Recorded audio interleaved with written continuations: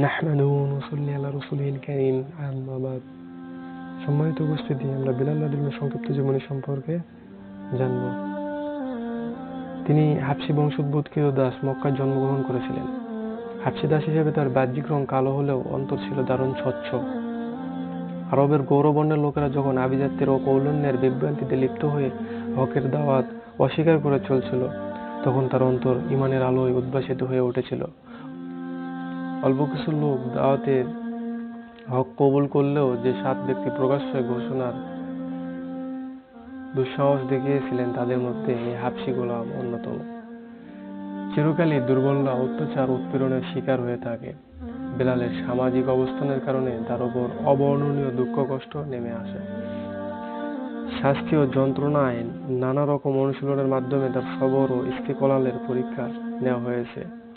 উত্তপ্ত বালু, পাথরকুচি ও জ্বলন্ত অঙ্গারের ওপর তাকে শুইয়ে দেওয়া হয়েছে। গলায় রশি বেঁধে ছাগলের মতো শিশুরা মক্কার অলিতে গলিতে টেনে নিয়ে বেরিয়েছে, তবুও দাউদের শক্ত রশি তিনি হাতছাড়া করেননি। আবু জাহাল তাকে উপর করে শুইয়ে দিয়ে পিঠের ওপর পাথরের বড় বড় খণ্ড রেখে দিত। মধ্যাহ্ন সূর্যের প্রচণ্ড করতাপে তিনি যখন অস্থির হয়ে পড়তেন, আবু জাহাল বলতো, বিলাল, এখনো মুহাম্মাদের আল্লাহ থেকে ফিরে আসো। কিন্তু তখনও তার পবিত্র মুখ থেকে আহাদ ধ্বনি বের হতো। অত্যাচারী মুশরিকদের মধ্যে উমাইয়া ইবনে খালব ছিল সর্বাধিক উৎসাহী। সে শাস্তি ও যন্ত্রণার নিত্য নতুন কলাকৌশল প্রয়োগ করত। নানা রকম পদ্ধতিতে সে তাকে কষ্ট দিত। কখনো গরুর কাঁচা চামড়ায় তাকে ভরে দিত, কখনো লোহার বর্ম পরিয়ে উত্তপ্ত রোদে বসিয়ে দিয়ে বলতো, তোমার আল্লাহ লাত ও উজ্জা। কিন্তু তখনও এই তাওহীদ প্রেমিক লোকটির জবান থেকে আহাদ আহাদ ছাড়া আর কোনো বাক্য বের হতো না। মুশরিকরা বলতো, তুমি আমাদের কথিত শব্দগুলি উচ্চারণ করো। তিনি বলতেন, আমার জবান থেকে ঠিক মতো তোমাদের শব্দগুলো উচ্চারণ করতে পারে না। প্রতিদিনের মতো সেদিনও বিলালের উপর বাধা উপত্যকায় অত্যাচারের স্টিম রোলার চলছিল। ঘটনাক্রমে আবু বকর সিদ্দিক রাদিয়াল্লাহু আনহু সেই পথে যাচ্ছিলেন।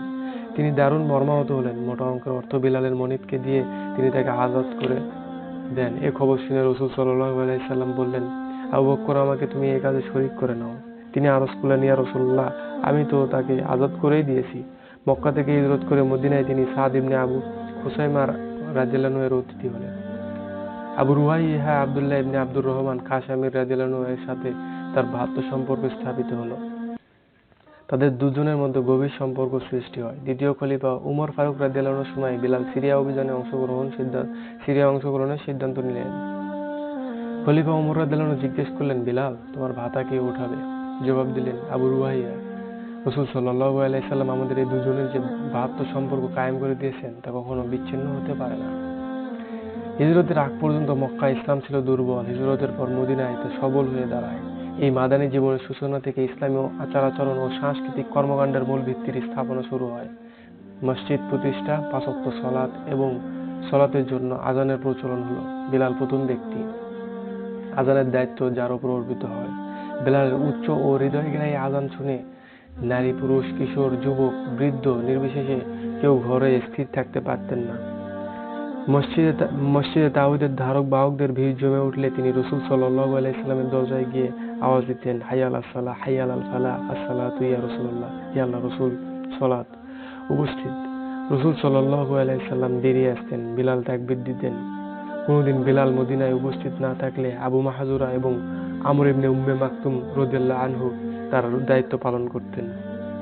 বিলাল রাদিয়াল্লাহু আনহু সাধারণত সুবহে সাদিক হওয়ার আগেই ফজরের আযান দিতেন। এ কারণে সকালে দুবার আযান দেওয়া হতো। শেষের আযান দিতেন উমর ইবনে উম্মে মাকতুম রাদিয়াল্লাহু আনহু। এজন্য রমাদান মাসে বিলালের আযানের পর পানাহার জায়েজ ছিল। রাসূল সাল্লাল্লাহু আলাইহি সাল্লাম মদিনায় অবস্থান বা সফরের সময় উভয় অবস্থায় বিলাল ছিলেন তার বিশেষ মুয়াজ্জিন। একবার রাসূল সাল্লাল্লাহু আলাইহি সাল্লাম কোনো এক সফরে পথ চলতে চলতে রাত হয়ে গেল। সাহাবীদের কেউ কেউ আরজ করলেন, ইয়া রাসূলুল্লাহ, এখানে কোথাও রাত্রি যাপনের জন্য তাঁবু গাড়ার হুকুম দিলে ভালো হতো। রাসূল সাল্লাল্লাহু আলাইহি সাল্লাম বললেন, আমার ভয় হচ্ছে ঘুম তোমাদের নামাজ থেকে উদাসীন করে না দেয়। বিলাল সকলকে ঘুম থেকে জাগিয়ে তোলার দায়িত্ব নিলেন। রাসূল সাল্লাল্লাহু আলাইহি সাল্লামের অনুমতি পেয়ে সবাই তাঁবু গেড়ে বিশ্রামে গা এলিয়ে দিলেন। এদিকে বিলাল রাদিয়াল্লাহু আনহু অধিক সতর্কতার সাথে হাওদার কাঠের সাথে হেলান দিয়ে সুবহে সাদিকের প্রতীক্ষায় থাকলেন। ঘটনাক্রমে এ অবস্থায় তার চোখ বন্ধ হয়ে এল এবং গভীর ঘুমে অচেতন হয়ে পড়লেন। যে সূর্যোদয়ের আগে আর চেতনা ফিরে এলো না। রাসূল সাল্লাল্লাহু আলাইহি সাল্লাম ঘুম থেকে জেগে সর্বপ্রথম বিলালকে জিজ্ঞেস করলেন, তোমার দায়িত্ব পালনের কি হলো?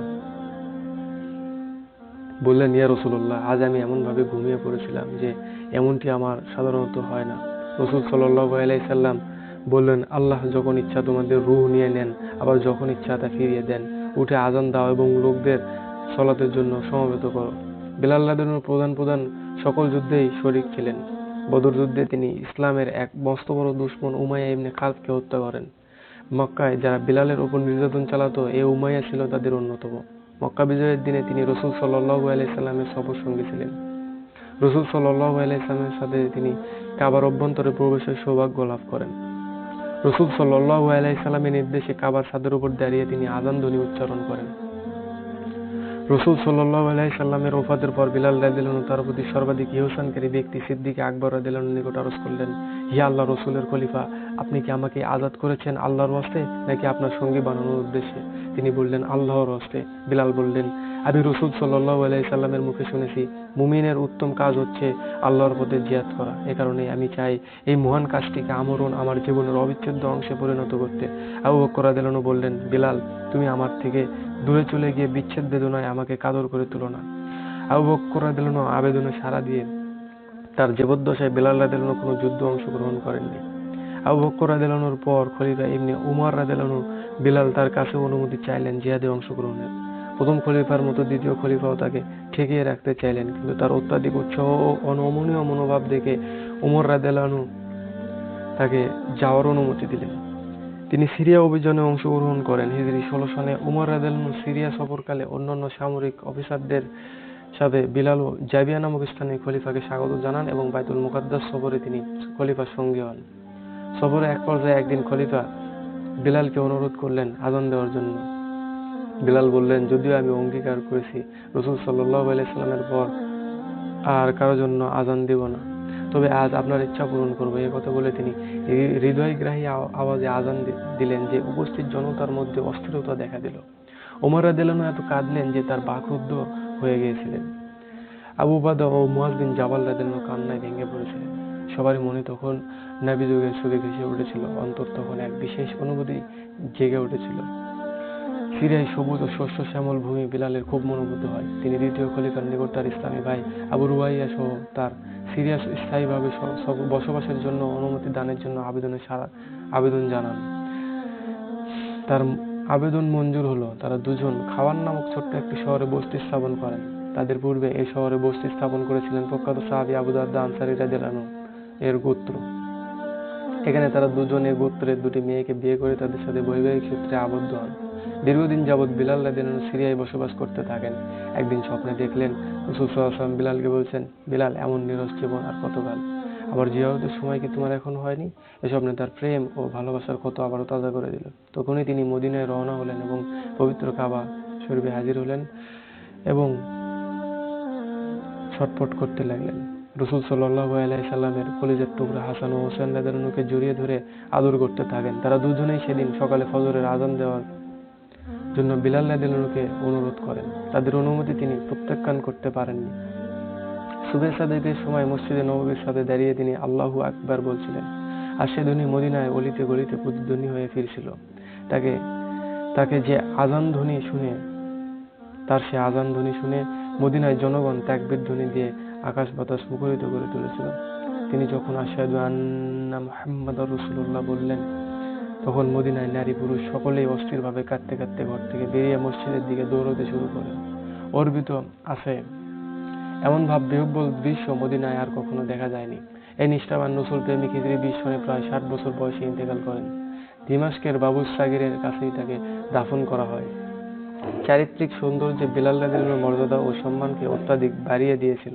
ওমর রাদিয়াল্লাহু আনহু বলতেন, আবু বকর আমাদের নেতা, তিনি আমাদের নেতা বিলালকে আজাদ করেছেন।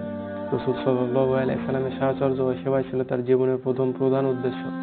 সবসময় রাসূল সাল্লাল্লাহু আলাইহি সাল্লামের আশেপাশে উপস্থিত থাকতেন। রাসূল সাল্লাল্লাহু আলাইহি সাল্লামের সফরসঙ্গী হতেন।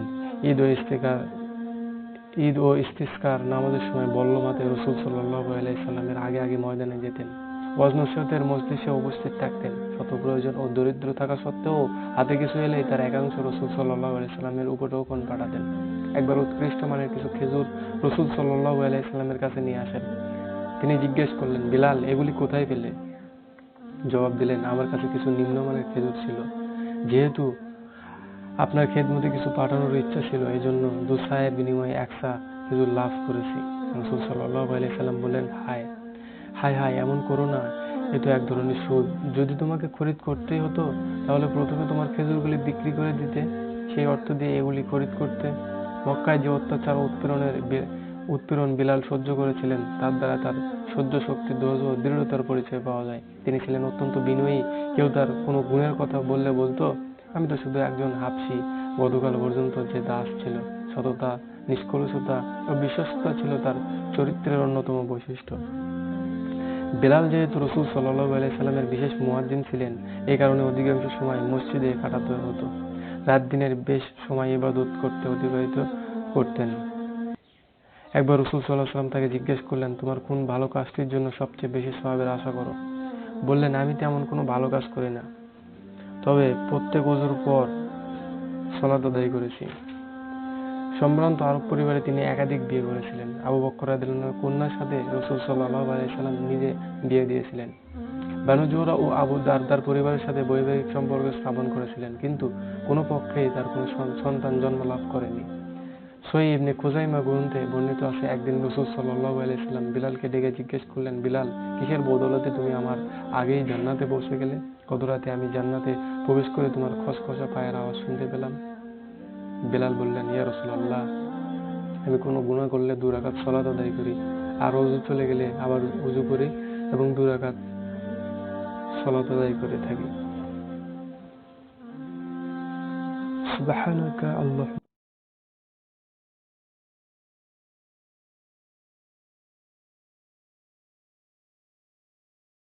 ওয়া বিহামদিকা, আশহাদু আল্লা ইলাহা ইল্লা আনতা, আস্তাগফিরুকা ওয়া আতুবু ইলাইক।